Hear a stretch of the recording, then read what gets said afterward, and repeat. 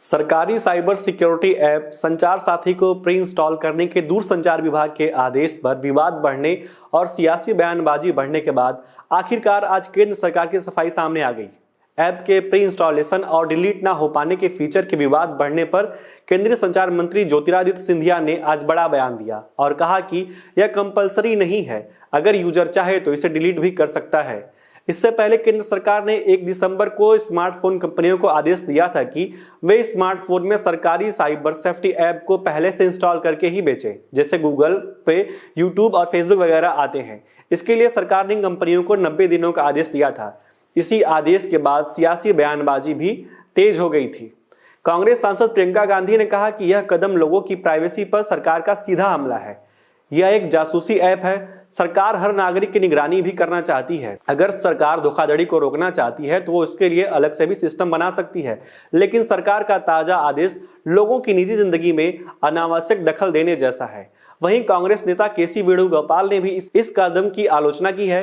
कांग्रेस सांसद रेणुका चौधरी ने भी मंगलवार को इस मुद्दे पर सदन में स्थगन का नोटिस भी दिया। वहीं बात करें राहुल गांधी की, तो राहुल गांधी ने कहा कि मैं इस पर अभी कुछ नहीं बोलूंगा, लेकिन सदन में इस मामले को जरूर उठाऊंगा। वहीं कांग्रेस के सांसद शशि थरूर ने कहा है कि यह स्वैच्छिक होना चाहिए। अगर जिस भी यूजर को लगता है कि वह इस ऐप से अपनी सिक्योरिटी कर सकता है तो वह उसे स्वेच्छा से डाउनलोड करे, और अगर उसे नहीं भी रखना चाहता है फोन में तो वह उसे अनइंस्टॉल कर सकता है। लोकतंत्र में सभी को स्वतंत्रता का अधिकार होता है।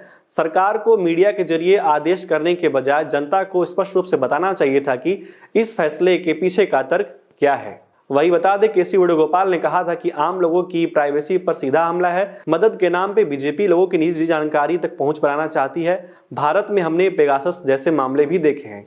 अब यह ऐप लाकर सरकार लोगों की निगरानी करने की कोशिश भी कर रही है। आपको बता दें कि केंद्र सरकार ने अब हर मोबाइल में सिक्योरिटी ऐप संचार साथी को इंस्टॉल करना अनिवार्य कर दिया है। केंद्र सरकार ने बीते सोमवार को ही स्मार्टफोन कंपनियों को आदेश दिया था कि वे स्मार्टफोन में सरकारी साइबर ऐप यानी कि संचार साथी को पहले से ही प्री इंस्टॉल करके ही बेचें। जब आपने देखा होगा, अगर आप कोई एंड्रॉयड फोन लेते हैं तो उसमें यूट्यूब, फेसबुक जैसे जो ऐप होते हैं वो पहले से ही इंस्टॉल होके आते हैं।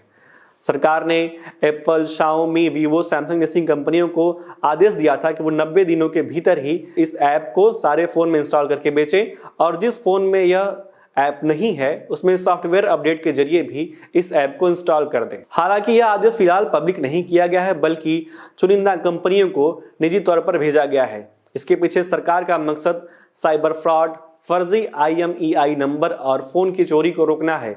आपको बता दें कि केंद्र सरकार के डाटा के अनुसार संचार साथी ऐप के माध्यम से अब तक 7 लाख से ज्यादा गुम या चोरी हुए मोबाइल फोन वापस मिल चुके हैं। एक सीनियर अधिकारी ने कहा कि फर्जी IMEI नंबर को रोकने और स्कैम से सिस्टम को बचाने के लिए इस ऐप को इंस्टॉल करना बहुत जरूरी है। आपको बता दें कि संचार साथी ऐप सरकार का बनाया गया साइबर सिक्योरिटी ऐप है, जो 17 जनवरी 2025 को लॉन्च हुआ था। इस वीडियो में बस फिलहाल इतना ही। आप इस संचार साथी से जुड़े जितने भी आपकी राय है, आप इस ऐप को लेकर क्या सोचते हैं, विपक्ष के मुद्दों पर आपकी क्या राय है, कमेंट बॉक्स में अपनी राय जरूर दे सकते हैं। नमस्कार।